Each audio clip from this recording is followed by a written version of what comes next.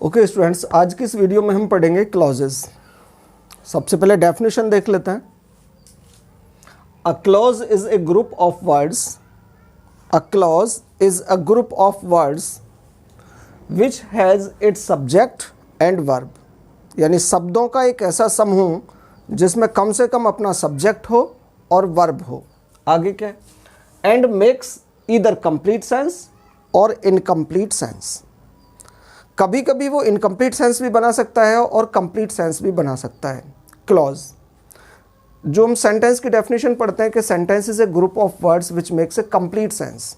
Sentence जो होगा वो ऑलवेज कंप्लीट सेंस बनाएगा, लेकिन जो क्लॉज होगी वो कई बार कंप्लीट सेंस भी बना सकती है और इनकम्प्लीट सेंस भी दे सकती है। अब कैसे होगा वो थोड़ा हम डिटेल में जब लास्ट तक आप समझेंगे, इस वीडियो को देखेंगे तो आप खुद समझ जाएंगे किस तरीके से। सबसे पहले हम देख लेते हैं क्लॉजेस के टाइप। ठीक है, क्लॉजेस का मतलब उपवाक्य, क्लॉज का मतलब उपवाक्य, सेंटेंस का मतलब क्या है? वाक्य, और क्लॉज का मतलब उपवाक्य, मतलब वाक्य से छोटा वाक्य, उपवाक्य। क्लॉज के कितने टाइप्स होते हैं? Clause are classified mainly in 3 types. First, principal clause. Principal clause को क्या कहते हैं हिंदी में? मुख्य उपवाक्य। सेकंड होगी सबऑर्डिनेट क्लॉज। सबऑर्डिनेट क्लॉज को क्या कहते हैं?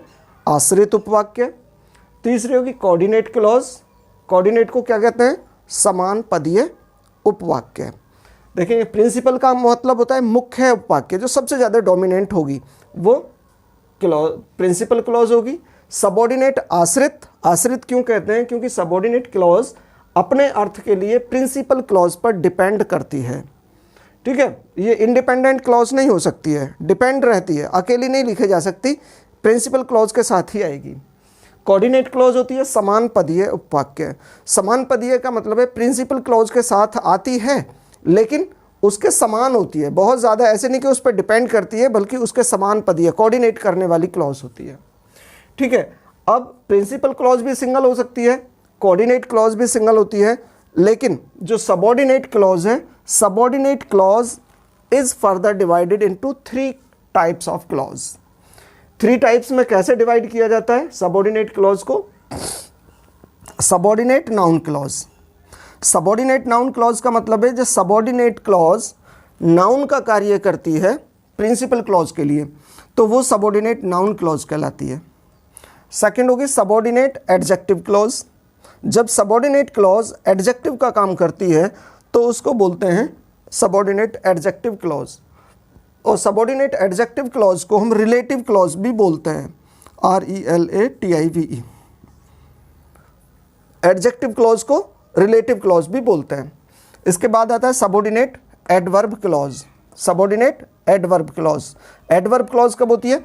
जब सबऑर्डिनेट क्लॉज प्रिंसिपल क्लॉज के साथ आती है और प्रिंसिपल क्लॉज के लिए एडवर्ब का कार्य करती है, तो ये सबऑर्डिनेट एडवर्ब क्लॉज कहलाती है। ये अभी इंट्रो है हमारा, जो डिटेल पढ़ेंगे आगे नेक्स्ट वीडियो में वो मैं आपको बताऊंगा किस तरीके से।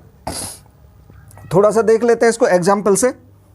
He topped the class. He topped the class, ये देखेंगे ही टॉप्ड द क्लास, उसने क्लास टॉप की। क्या है ये? आप कहेंगे ये सेंटेंस है, और ये क्योंकि इसमें एक ही क्लॉज है तो इसलिए इसको हम सिंपल सेंटेंस भी कहते हैं। तो अब हम इसको अगर देखें तो ये अपने आप में एक सेंटेंस भी है और अपने आप में एक क्लॉज भी है, यानी एक सेंटेंस में एक क्लॉज कम से कम हो सकती है। ठीक है, सेकंड देखते हैं हम। ही वर्कड हार्ड, उसने कठिन परिश्रम किया। He worked hard, so he topped the class. So he topped the class. अब क्या हो गया कि इसमें 2 क्लॉजेज आ गई। ही वर्कड हार्ड एक क्लॉज ही हो गई, और सो ही टॉप्ड द क्लास, इसलिए उसने क्लास टॉप की, ये दूसरी क्लॉज आ गई।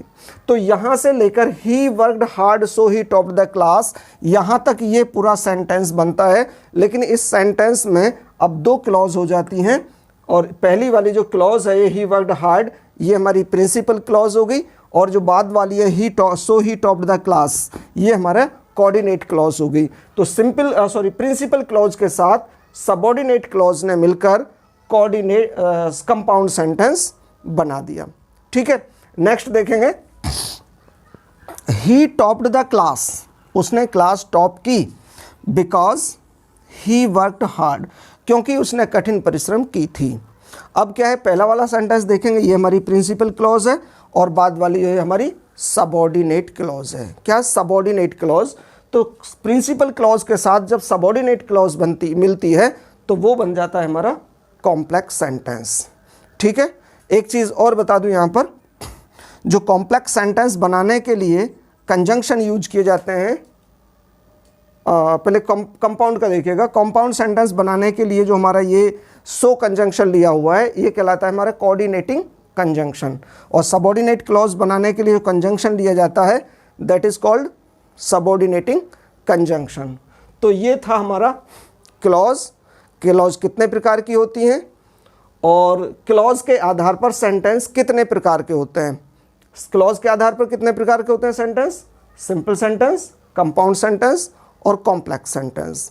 ठीक है, और कॉम्प्लेक्स और कंपाउंड सेंटेंस में क्लॉजेस को जोड़ने के लिए कौन कौन से कंजंक्शन यूज किए जाते हैं, coordinating conjunction and subordinating conjunction.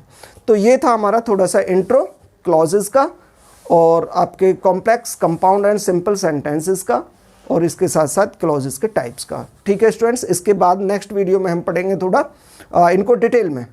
ठीक है, thank you very much for watching.